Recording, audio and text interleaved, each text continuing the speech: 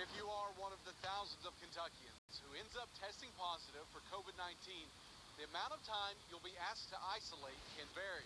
A lot of that depends on whether or not you're showing symptoms of the virus. People from multiple local health departments told me they all had a similar process when someone tested positive for COVID-19.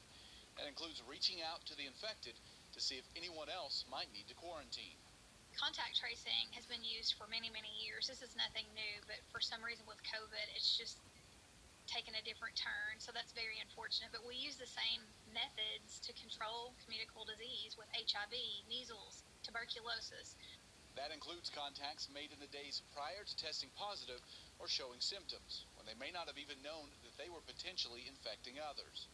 There's just a lot we don't know about this virus yet, and however, we do know that there is asymptomatic spread. In other words, someone who does not have symptoms can be spreading it in the community and not realize it. Kelvin Hernandez is going through that isolation process for the second time.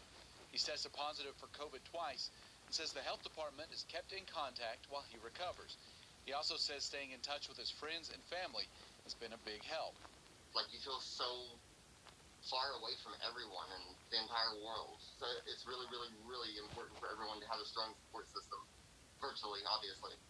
The state has guidelines, but individual departments can have their own policies. They all told me they use the same formula for determining how long someone who tests positive needs to be in isolation. At least 10 days from the start of symptoms or 10 days from when the test was administered. But you also have to meet certain criteria at the end of your isolation. It used to be 72 hours after they had no symptoms, but now the CDC has just changed that to 24 hours. With so much still unknown, they say it's not possible to be too cautious. They also know those guidelines could change again.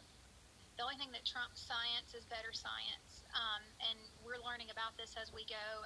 In Lexington, Victor Puente, WKYT.